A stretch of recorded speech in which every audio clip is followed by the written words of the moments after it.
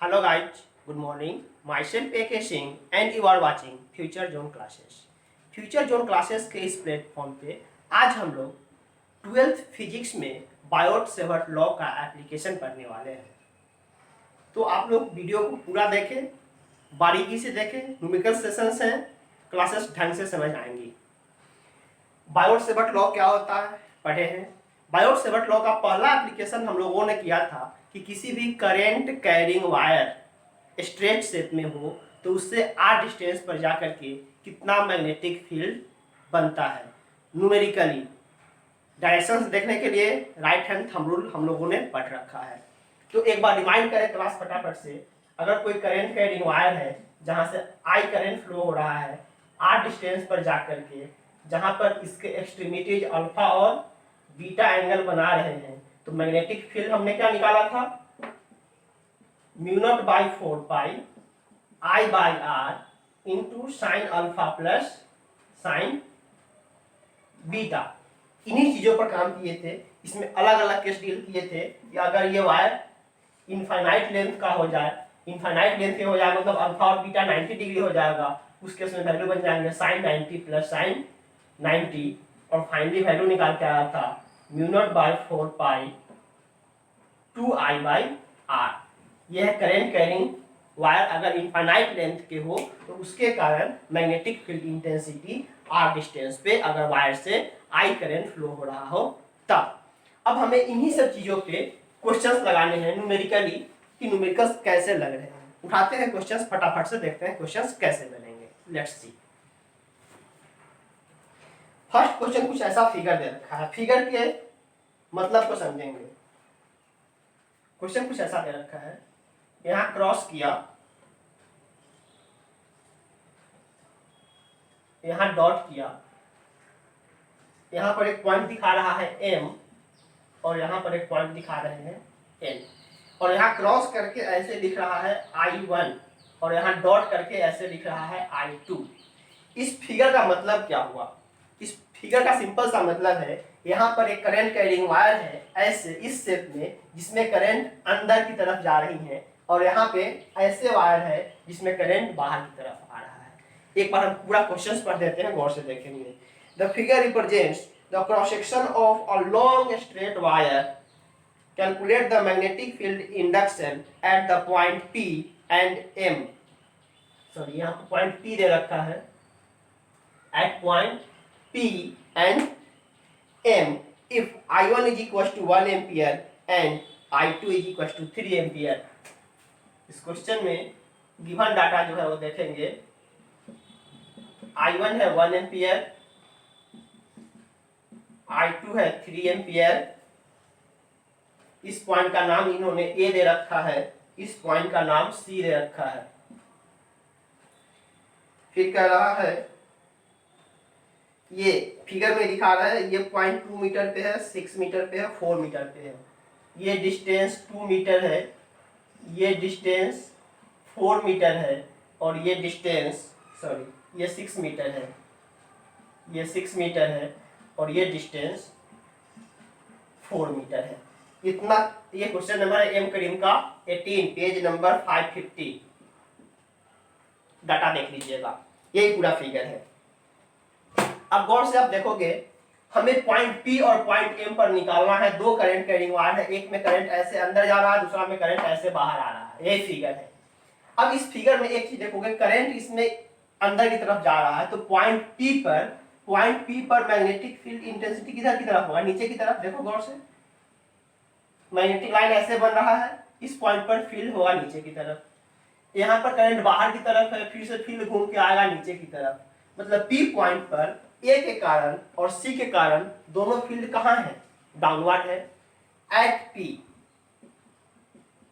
Eight point P अगर हम निकाल रहे हैं B due to first, B due to I1, तो क्या लिखोगे आप?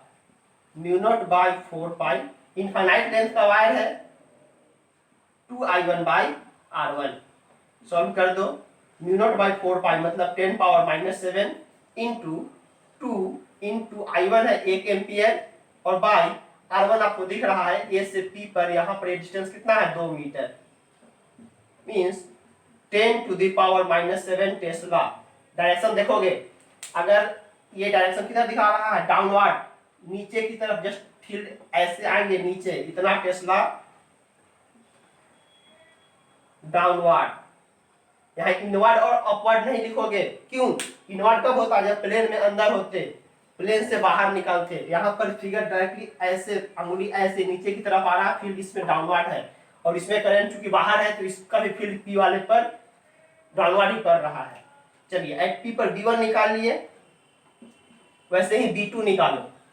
तो B2 मतलब इसके कारण, I2 वाले करंट के कारण μ0/4 I2/R2, सॉरी इनफाइनाइट लेंथ है 2I2/R2। μ0/4 means 10⁻⁷ into 2 into I2 कितना है 3 एम्पियर, डिवाइडेड बाय R2 कितना है 6 मीटर, 3 2 या 6, 10⁻⁷ टेस्ला। और ये भी करंट किधर है, करंट बाहर है तो इस पॉइंट पर डाउनवर्ड, इतना टेस्ला डाउनवर्ड। इसलिए टोटल, दोनों फील्ड डाउनवर्ड है ना, सीधे जुड़ जाएंगे, इसलिए total field at point P पे टोटल फील्ड कितना होगा, B1 प्लस B2 मतलब 10⁻⁷ टेस्ला प्लस 10⁻⁷ टेस्ला, कुल मिला करके 2 into 10⁻⁷ Tesla downward.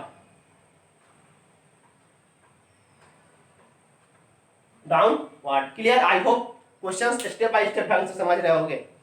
Infinitely long wire है, अंदर की तरफ फील्ड पॉइंट P पर नीचे, आउटवर्ड करंट है पॉइंट P पर फील्ड नीचे। अब आ जाओ एट M, दूसरा क्वेश्चन हम देखने चल रहे हैं। एट M पे चलो, तो M पे पहले मैग्नीट्यूड निकालेंगे, तो I1 से कितना डिस्टेंस है, 6 4 10 और 2 12 मीटर, और I2 से 4 मीटर। तो एट M पे जाकर के निकालो तो आप B1 मतलब field due to current I1 क्या लिखेंगे, μ0/4 2I1/R1, μ0/4 10⁻⁷ इंटू 2 इंटू I1 का वैल्यू है 1 इंटू R कितना है 6 4 10 और 2 12 मीटर, मीन्स 1/6 इंटू 10⁻⁷ टेस्ला। और डायरेक्शन देखोगे, करंट अंदर है तो पॉइंट M पर किधर डायरेक्शन दिखा रहा है, डाउनवर्ड, इतना टेस्ला डाउन। और B2 निकालो, तो B2 μ0/4 2I2/R2 10⁻⁷ into 2 into I2 है कितना 3 एम्पियर बाय डिस्टेंस कितना है 4 मीटर, इतना टेस्ला। जरा ध्यान दें, ये वैल्यू एक बार सॉल्व कर दो, 2 मतलब 3/2 इंटू 10⁻⁷ टेस्ला। और जरा गौर से देखेंगे, अगर यहाँ पर करंट बाहर की तरफ है तो पॉइंट कहाँ जा रहा है घूमते हुए, सर्कल ऐसे बनेंगे, मतलब ये जस्ट किधर दिखा रहा है, अप, यहाँ डाउन था और ये किधर की तरफ है, अप की तरफ है, ये पॉइंट अप की तरफ है। अब एक चीज देखो, एक वैल्यू पॉइंट M पर, इसके कारण वैल्यू डाउन आ रहा है और इसके कारण वैल्यू अप आ रहा है, मतलब फैक्टोरियली करेंगे तो क्या होगा, एक दूसरे से घट जाएंगे। अब ज्यादा देखो कि वैल्यू कौन है, ये 1/6 इंटू 10⁻⁷ टेस्ला है डाउनवर्ड, और ये 3/2 इंटू 10⁻⁷ टेस्ला है अपवर्ड, मतलब ज्यादा वैल्यू ये है तो अपवर्ड माइनस डाउनवर्ड। तो इसको ऐसे लिखो, total B at M, B पर टोटल M कितना होगा, लिखेंगे तो वही चीज, B1 प्लस B2, B1 कितना है, B1 है 1/6 इंटू 10⁻⁷ टेस्ला डाउन, इतना डाउन,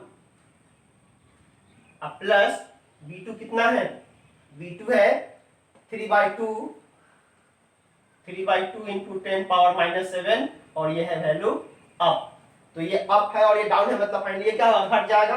इसको ऐसे लिख सकते हैं, जस्ट अगर इसको डाउन करेंगे तो वैल्यू नेगेटिव हो जाएगा, इसको अगर डाउन से अप करेंगे तो वैल्यू क्या हो जाएगा, नेगेटिव हो जाएगा। इसको ऐसे भी लिख सकते हैं 1/6 into 10⁻⁻7 up plus 3/2 into 10⁻⁻7 up, कुल मिलाकर के दिस वैल्यू और माइनस दिस वैल्यू।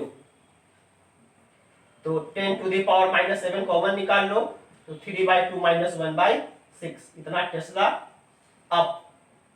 ये वैल्यू कितना हो जाएगा, एलसीएम 6, तो यहाँ पर 9 माइनस 1 8/6, ये वैल्यू कितना हो जाएगा, 9 minus 1/6 into 10⁻⁻7 8/6 means 4/3 4/3 into 10⁻⁻7 Tesla up, इतना टेस्ला अप। ये रहा आपका फाइनल आंसर पॉइंट एम पे।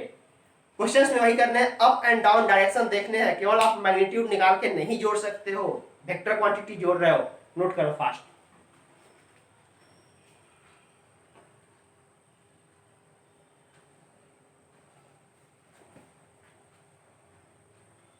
चलिए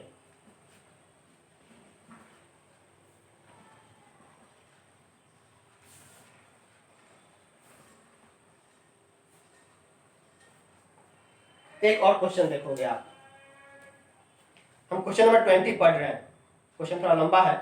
the given figure represents the cross section of 3 infinitely long straight conducting carrying currents, the distance MP इतना इतना इतने जैसे डाटा दे रखे हैं। हमें एक वैसा पॉइंट निकालना है जहां पर नेट मैग्नेटिक फील्ड इंटेंसिटी 0 होने वाला है। फिगर कुछ ऐसा दिखा रहा है, फिगर गौर से देखेंगे। क्वेश्चन नंबर 20, एक क्रॉस यहाँ किया, एक क्रॉस यहाँ किया और एक क्रॉस यहाँ किया, 3 क्रॉस है। यहाँ पे करंट I1 फ्लो हो रहे हैं, यहाँ से करंट I2 फ्लो हो रहा है और यहाँ से करंट I3 फ्लो हो रहा है। पॉइंट है M, P और N। ये डिस्टेंस भी 5 मीटर है और ये डिस्टेंस भी 5 मीटर है। कुछ डाटा दे रखा है गिवन, I1 है 5/3,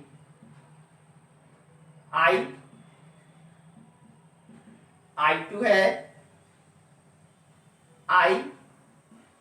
I2 है I और I3 है 4I। फिर MP और MP बराबर है 5 metres. Find out the point on the straight line MN। इसी MN पॉइंट पे हमने को एक ऐसा पॉइंट फाइंड आउट करना है where magnetic field intensity due to currents I1, I2 and I3 is 0। इन तीनों करंट के कारण मैग्नेटिक फील्ड इंटेंसिटी 0 होने वाला है, हमें इस MN के बीच निकालना है। तो अब जरा देखो कि इधर होगा, इधर होंगे, इधर होगा, कहाँ होने वाला है। तो वैल्यू तो एग्जैक्ट हम चेक कर लेंगे, बस रीजन खोजो कि किस रीजन में मैग्नेटिक फील्ड 0 मिलेगा। मैग्नेटिक फील्ड 0 मतलब तीनों के कारण मिला जुला करके वैल्यू कैंसिल आउट करने का मतलब, आप देखो इसमें करंट अंदर मतलब इसके कारण इस रीजन में फील्ड अपवर्ड, इसके कारण में फील्ड अपवर्ड और इसके कारण में फील्ड अपवर्ड। इस रीजन में तीनों के कारण फील्ड अप हो रहा है, कैंसिल होने का कोई सवाल ही पैदा नहीं होता है। जरा M और P के बीच देखो, M और P के लिए करंट I1 अंदर, तो ये B1 नीचे दिखा रहा है, I2 B2 ऊपर दिखा रहा है और B3 ऊपर दिखा रहा है। पॉसिबल है कि ये दोनों का इस रीजन में ऊपर जा रहा है और इसका नीचे आ रहा है, पॉसिबल है कि कैंसिल कर सकता है। और फिर इस रीजन में आ जाओ, इस रीजन में I1 का वैल्यू नीचे की तरफ, I2 के कारण वैल्यू नीचे की तरफ और I3 के वैल्यू ऊपर की तरफ। मतलब इस रीजन में भी पॉसिबल है कि अपना मैग्नेटिक फील्ड इंटेंसिटी 0 हो जाए। तो इस रीजन और इस रीजन का तो कोई मतलब है नहीं, हम डायरेक्टली कह लेते हैं कि इधर से x डिस्टेंस पे अपना मैग्नेटिक फील्ड इंटेंसिटी, मान लो इस पॉइंट पर x डिस्टेंस पर मैग्नेटिक फील्ड इंटेंसिटी क्या होने वाला है, 0 होने वाला है x डिस्टेंस पर। और इसको हम बता रहे हैं न्यूट्रल पॉइंट, कुछ भी मान लो, ये न्यूट्रल पॉइंट L है। ये न्यूट्रल पॉइंट क्या है, एल है, जहां पर नेट मैग्नेटिक फील्ड इंटेंसिटी क्या होने वाला है, 0 होने वाला है। इसका मतलब इस पॉइंट पर देखो, ये डाउन, ये अप और ये अप, मतलब क्लियरली एट एल पे B1 का वैल्यू किधर हो रहा है, डाउन, B2 किधर होगा, up, B2 up and B3 भी अप। देखो B1 डाउन, B2 अप और B3 भी अप। इसका मतलब फॉर न्यूट्रल पॉइंट अगर आप न्यूट्रल पॉइंट जज कर रहे हो तो न्यूट्रल पॉइंट जज करने का मतलब है कि अगर ये दोनों एक डायरेक्शन में है, ये दूसरा डायरेक्शन में है, मतलब मैग्नीट्यूड में B1 का वैल्यू B2 प्लस B3 के बराबर होना पड़ेगा। That is for neutral point अपने को मैग्नीट्यूड में B1 is equal to B2 plus B3 होना पड़ेगा, क्योंकि B2 और B3 अपवर्ड है इस पॉइंट पे और B1 डाउनवर्ड है। इक्वल कर देंगे, कैंसल आउट करके न्यूट्रल पॉइंट दे देगा। अब इसको सॉल्व कर दीजिए, रिजल्ट आ जाएगा। B1 क्या लिखेंगे, mu naught by 4 pi 2I1 by R1 is equal to mu naught by 4 pi common निकाल लिए 2I2 by R2 plus 2I3 by R3। Mu naught by 4 pi से भगा दो, 2 से भी 2 को कट करके भगाओ, क्या वैल्यू मिला, I1 by R1 is equal to I2 by R2 plus I3 by R3।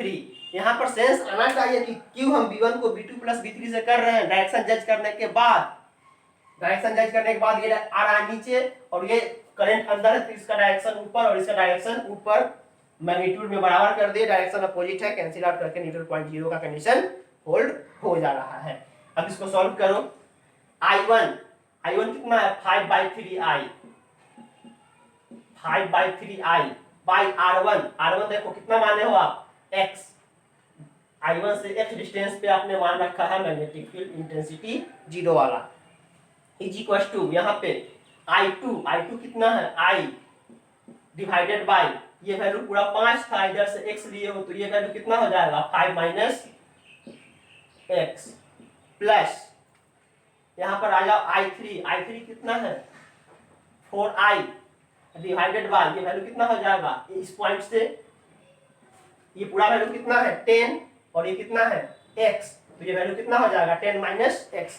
ये देखो पूरा वैल्यू कितना है 10, जिसमें से इधर से घट गया x, ये वैल्यू कितना बचेगा 10 माइनस x। I खत्म, कॉमन निकाल करके वैल्यू क्या बचा, 5/3x is equal to 1/5 minus x plus 4/10 minus x। इन चीजों को सॉल्व करना है, सॉल्व कर दीजिए। 5/3x is equal to, LCM ले लो, 5 minus x into 10 minus x cross multiply 10 minus x plus 5 चौका 20 माइनस 4x, सही है। 5/3x इज इक्वल टू 10 और 20 30 माइनस 4x और minus x minus 5x divided by, गुना कर दो 10 बचे 50 माइनस 5x और माइनस 10x माइनस 15x और minus minus plus x square, कितना हो जाएगा, इसमें से 5 कॉमन निकालो, कट जाएगा। 3x is equal to 5 common निकालोगे तो 5 30, 6 minus x divided by x square minus 15x plus 50, cancel. हम इधर आ जाते हैं, यहाँ पर कर दो, वैल्यू क्या हो जाएगा, x square minus 15x plus 50 is equal to 6×3 18x minus 3x square, 3x square सबको इधर ले आओ, x स्क्वायर और 3x square, 4x square minus 15x और माइनस 18x, माइनस 15x और minus 18x, 15 18 33 minus 33x plus 50 is equal to 0। सही। अपने को 50 चौका 200, 200 को 33 के साथ मर्ज करना है। कैलकुलेशन में कहीं गलती नहीं किए हैं।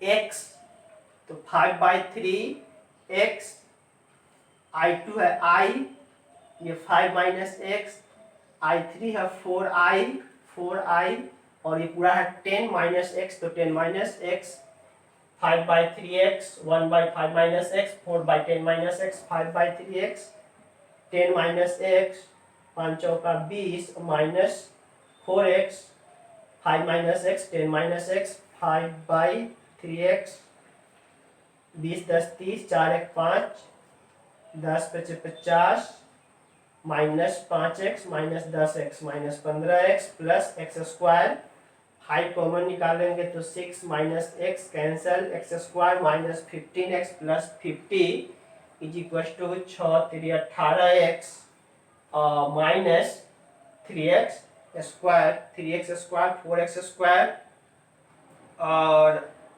15 और 18 इधर आके घटेगा,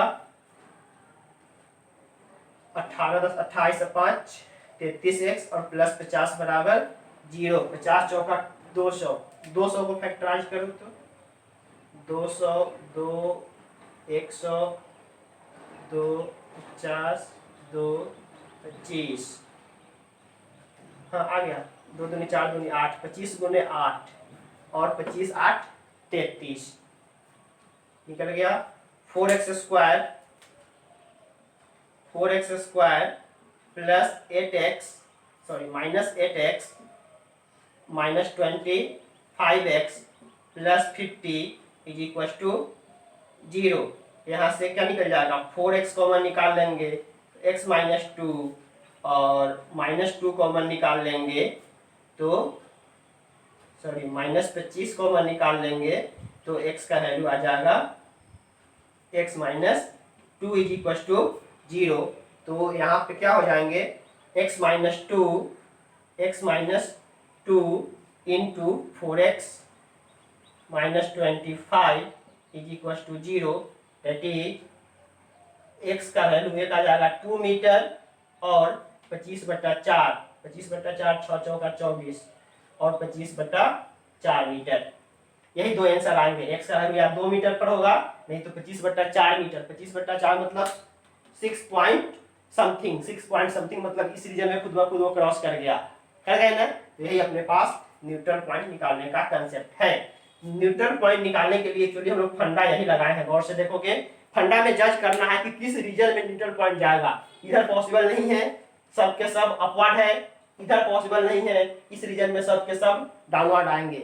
इस रीजन में एक डाउन 2 अप, इस रीजन में 2 डाउन एक अप और 2 डाउन। तो हम एक रीजन को पकड़ लिए एक्स पे और एक्स पे काम कर दिए। कैलकुलेशन थोड़ा बड़ा हुआ बट आंसर क्लियरली आपको दिख रहा है, नोट कीजिए।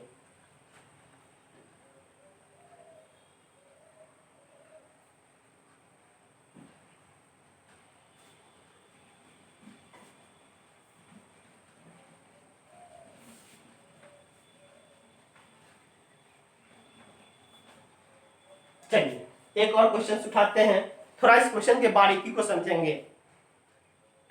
2 infinitely long conductor are kept perpendicular to each other and are placed in 2 mutually perpendicular planes. Calculate the magnetic field induction at points n1 and n2 if I1 इतना I2 इतना। ऐसा कुछ figure देखेंगे। Figure क्या, question number 23।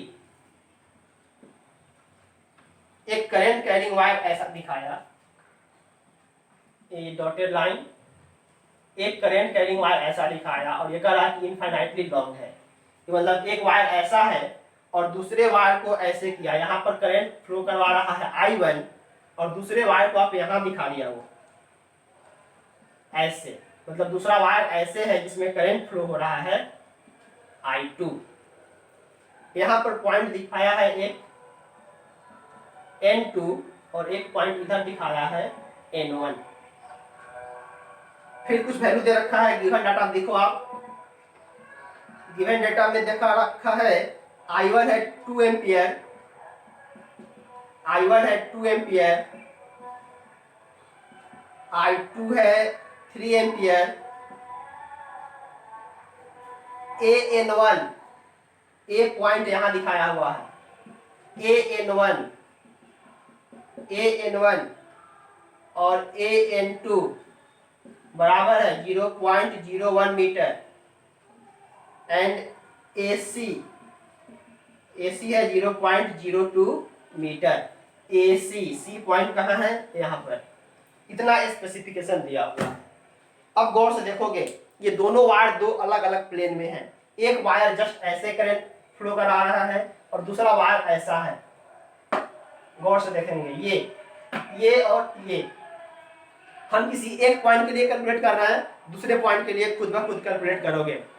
हम इस point के लिए आ रहे हैं N2 के लिए या फिर N1 के लिए, क्या केवल डायरेक्शन ही तो बदलेंगे या फिर डाटा बदलेगा, कंसेप्ट पूरा पूरी सेम होंगे।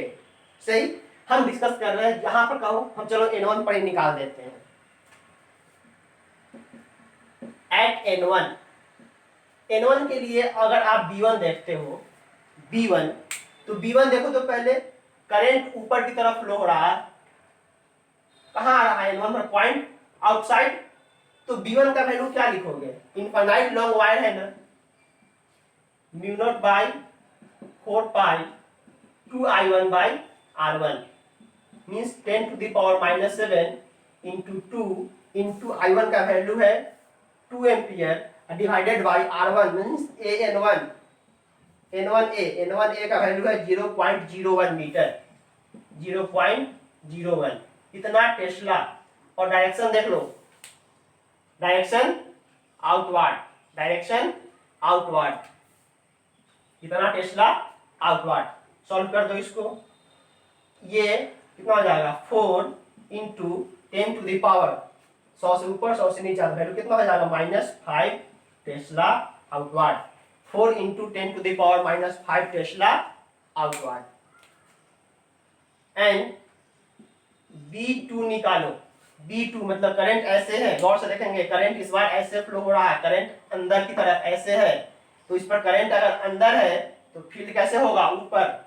करंट अंदर है मतलब सर्कल कुछ ऐसा बनेगा, सर्कल कुछ, गौर से देखो ऐसा सर्कल बनेगा, एक्चुअली इसको सेंटर मान का सर्कल बनेगा, हाथ घूम के ऐसे जा रहा है ना, तो इसके कारण फील्ड कैसा होगा, इन आउट नहीं होगा। गौर से देखोगे करंट अंदर है, हाथ ऐसे घूमते हुए जा रहा है, मतलब करंट अगर अंदर है तो वो फिगर ऊपर की तरफ दिखा रहा है, कुछ वैल्यू आएंगे और वो वैल्यू कहां जाएगा, अपवर्ड, इनवर्ड आउटवर्ड नहीं होगा, इस बार होगा अपवर्ड, ऐसे। तो पहले मैग्नीट्यूड निकाल दो, mu naught by 4 pi 2I2 by R2, 2I2 by R2, value solve करो, 10 to the power -7, 2 into I2 है 3 एम्पियर डिवाइडेड बाई R2 से देख लो दिस प्लस दिस, तो AC का लंबाई दिया है 0.02 मीटर और AN1 दिया है 0.01 मीटर, तो यहां से यहां का लंबाई कितना हो जाएगा 0.03 मीटर, 0.03 मीटर। ये 100 मरतबे कट जाएगा ना, वैल्यू क्या हो जाएगा 2 into 10 to the power -5 tesla, और ये वैल्यू कहां जाएगा अपवर्ड।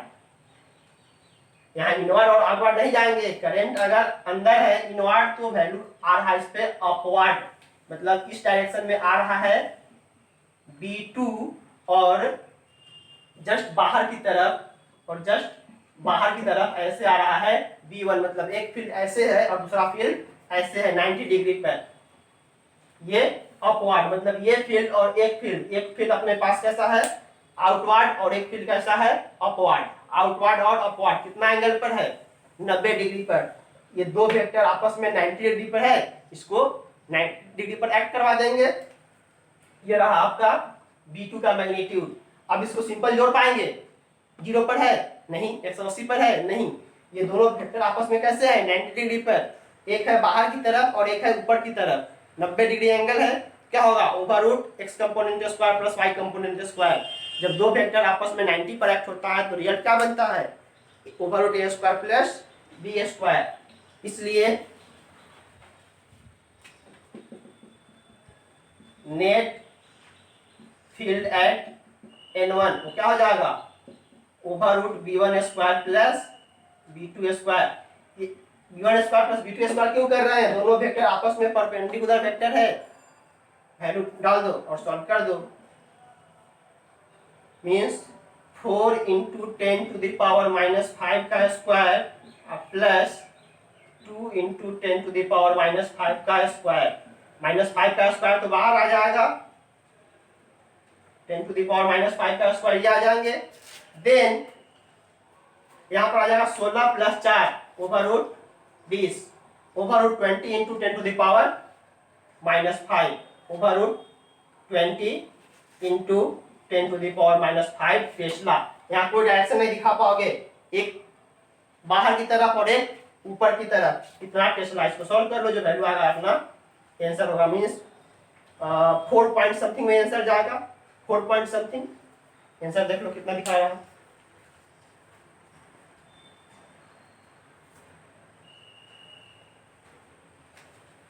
4.47 एक पॉइंट दिखा रखा है। वैसे ही अपने को निकालना है N2 पे। तो N2 पे देखो ये करंट अगर ऊपर की तरफ तो ये N2 पर कहाँ जा रहा है इनवर्ड, और करंट अंदर तो अपवर्ड। मींस एक अपवर्ड और एक इनवर्ड, फिर से दोनों वेक्टर आपस में परपेंडिकुलर पे है। फाइनल काम ये करेंगे B1 और B2 जैसे निकालेंगे। इसके लिए डिस्टेंस ये, करंट ये, इसके लिए डिस्टेंस पूरा डिस्टेंस था 0.02, distance 0.01 and then particular value निकालेंगे। और दोनों चूंकि एक पे इनवर्ड है और एक पे अपवर्ड है, 90 डिग्री का वेक्टर है, 90 डिग्री के वेक्टर पे जैसे काम करते हो वैसे काम करोगे। और एक चीज और, इसमें इसके आगे के जो भी क्वेश्चंस है वो सारे हैं अर्थ मैग्नेटिज्म, जो कि चैप्टर नंबर 5 में है, अभी नहीं पढ़े हो तो आप केवल और केवल क्वेश्चंस कर पाओगे। अभी सेकेंड चैप्टर जो 12 नंबर चैप्टर है इसमें 25 तक, 25 के आगे अभी क्वेश्चंस नहीं होंगे।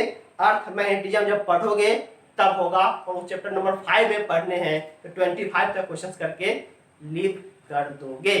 आई होप जो भी चीज पढ़ाए हैं हम हर एक वैरायटी के क्वेश्चंस को करने का कोशिश किए हैं, ताकि वो क्वेश्चंस आप ढंग से समझ पाओ, खुद से लगाओ। जो प्रॉब्लम होता है वापस से हम लोग मिलेंगे, लाइव क्लास में डील कर लेंगे। ठीक है, तब तक के लिए ओके बाय।